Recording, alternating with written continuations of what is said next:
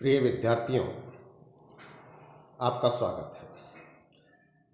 पिछले लेक्चर्स के साथ या और मेरे द्वारा अपने व्हाट्सएप ग्रुप पर शेयर किए गए नोट्स में हम पेपर फर्स्ट मैकेनिक्स का फर्स्ट यूनिट पूरा कर चुके हैं। आज हम दूसरे यूनिट की शुरुआत करते हैं। दूसरा यूनिट है हमारा conservation laws and dynamics of particles, अर्थात संरक्षण नियम एवं कण गति की। सर्वप्रथम हम बात करते हैं सेंटर ऑफ मास, द्रव्यमान केंद्र। द्रव्यमान केंद्र के बारे में आपने पिछली क्लासों में भी पढ़ा है, लेकिन अपन संक्षेप में इसे फिर से दोहराते हैं।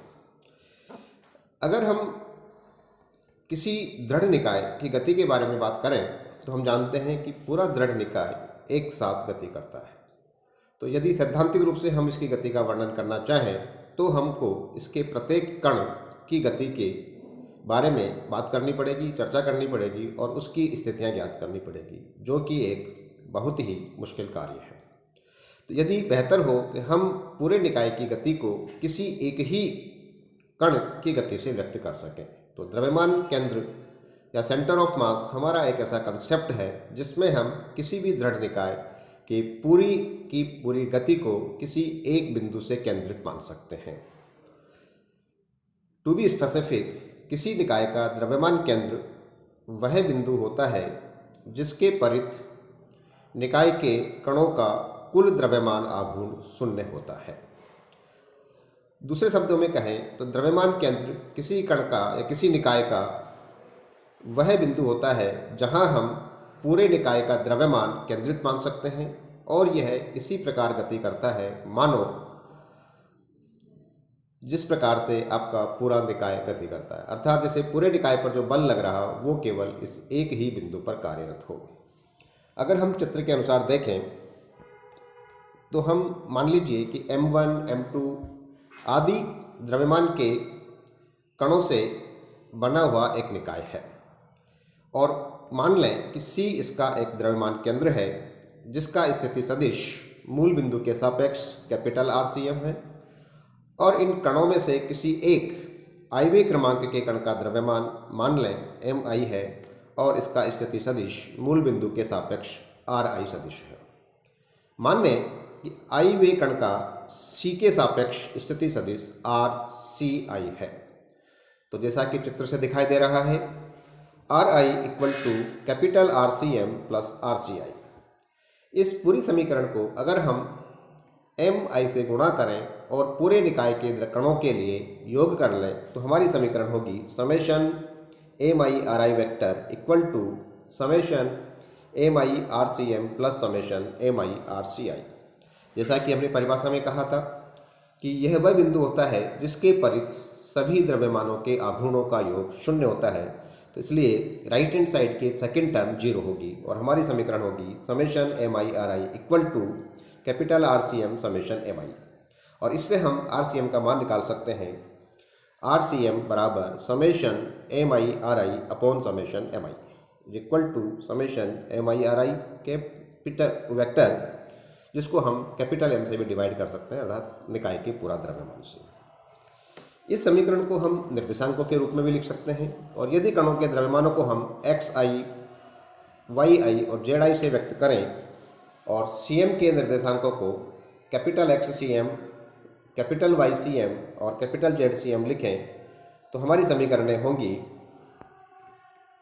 XCM बराबर summation MI XI upon M, YCM बराबर summation MI XI upon capital M and ZCM बराबर summation MI ZI upon capital M। यह मैंने जो सूत्रों की बात की है ये सारे उस निकाय के लिए है जिसमें सारे कण विविक्त रूप से व्यक्त हों।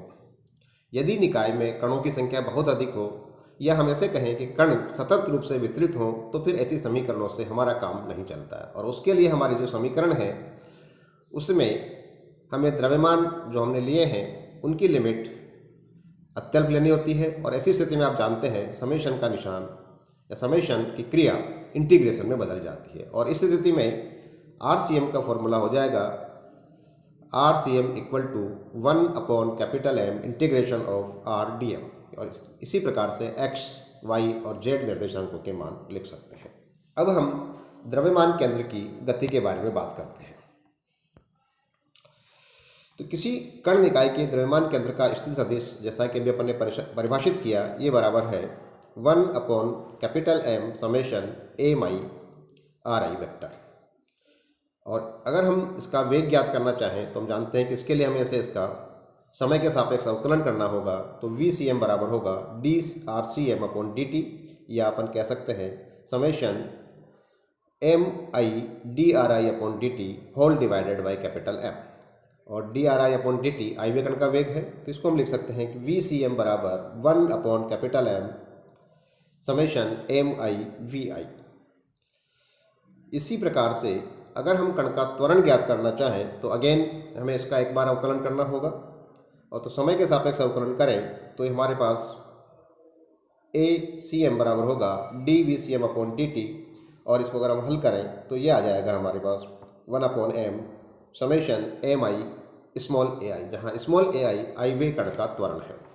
यदि हम इस पूरी समीकरण को निकाय के द्रव्यमान M से गुणा कर दें तो ये समीकरण होगी ACM बराबर समेशन mi/ai, और आप जानते हैं द्रव्यमान इंटू त्वरण बराबर होता है वेग, जिसको हम लिखेंगे Fi, अर्थात आइवे कण पर कार्यरत बल। और अगर इसका सभी कणों के लिए योग करें तो यह निकाय पर कार्यरत कुल बाह्य बल है। याद रखिए, हम यहाँ पर बाह्य बल की ही बात कर रहे हैं, आंतरिक बलों का इसमें कोई समावेश नहीं है। तो MACM बराबर F एक्सटर्नल, और ये समीकरण द्रव्यमान निकाय के गति की समीकरण कहलाती है।